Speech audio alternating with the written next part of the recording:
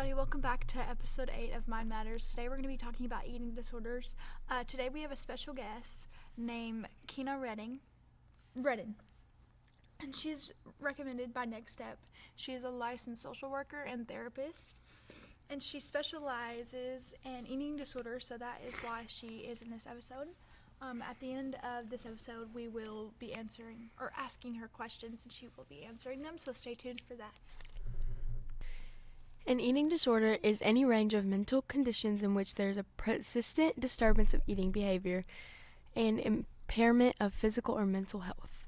There are 3 main types of eating disorders. The next info is from utalkwa.org.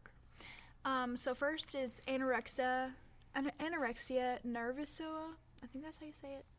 People with anorexia will deny themselves food to the point of self-starvation as they obsess about weight loss. The next one is bulimia nervosa.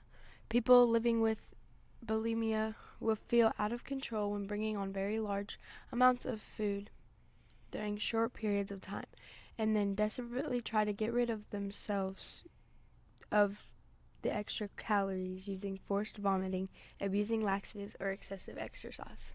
Third one is binge eating disorder, which is also called BED, and it's a person with BED loses control over their eating and eats a large amount of food in a short period of time. Is what binge eating is. All these different ones are just the main ones. There is way more. So if you are realizing that any of these you relate to them, then you should tell a doctor, because it is not good for you. None of these are. It's not good for your mental health, and it's also not good for your physical health. So you really should tell a doctor about how you're feeling. Okay, everybody, so now we have Keena with us, and we're going to be asking her a few questions about eating disorders. So Makai, do you want to ask the first one? What is your personal definition of what an eating disorder is? An eating disorder can be kind of classified as anybody who has issues with food. Whether it be that you restrict food because you want to lose weight and you're kind of obsessed with that, or it can be binge eating where you eat too much food and you tend to gain a lot of weight and you can't seem to stop. Okay. Why did you choose to specialize in eating disorders? I got into eating disorders about 13 years ago, and I just kind of fell into it. I was doing my internship in graduate school, and they put me with an eating disorder clinic at St. Bernard's Hospital, and that's where I kind of started, and I've just stayed in it ever since. Okay. Go ahead. What are some things that you would like to tell us and everybody about eating disorders? Say that one more time. What are some things that you would like to tell us about eating disorders? Just like anything you think is really important about eating disorders.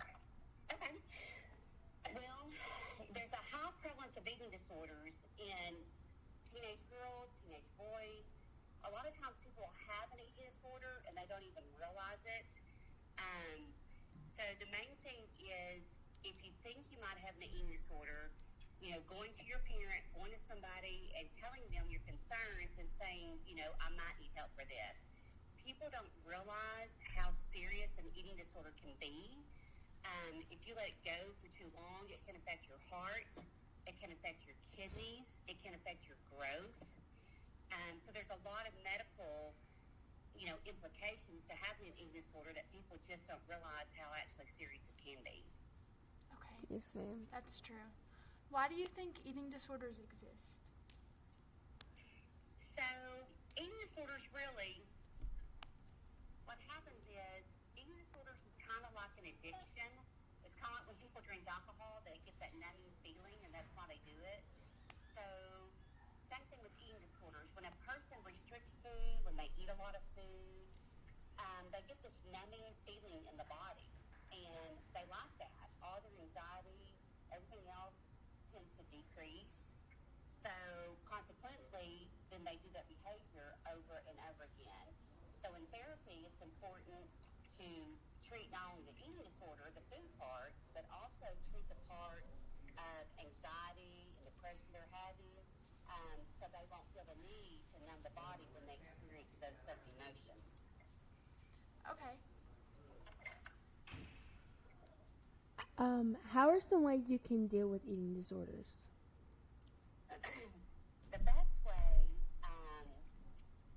the best way anybody can do it is, getting professional help, because it's really, really hard to do on your own. But, if you find yourself, for instance, not eating some French fries because you're scared of the calories, or not eating pizza because you're scared of the calories, that may be a sign that you might have an eating disorder.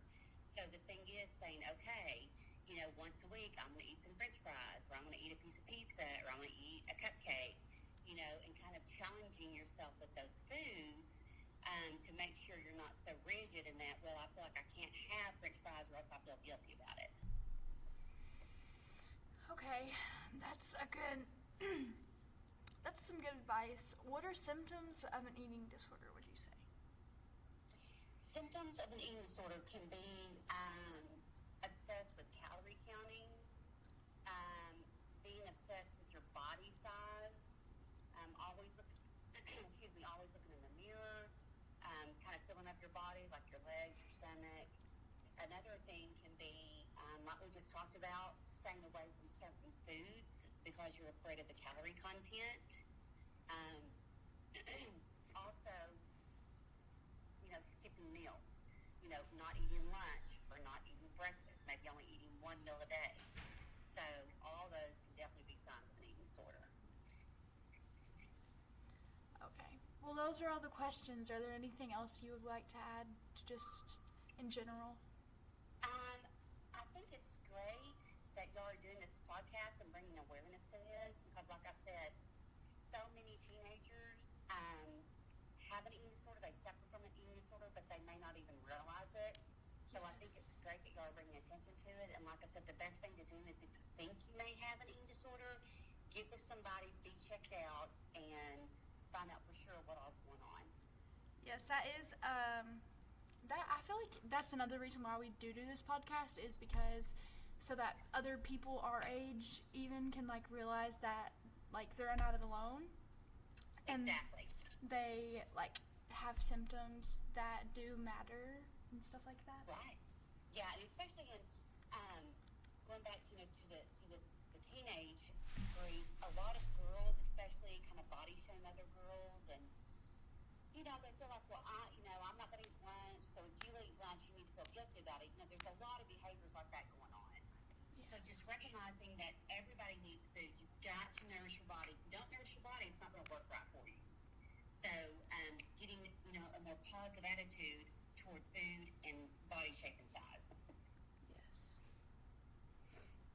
Well, thank you so much for taking your time to come on.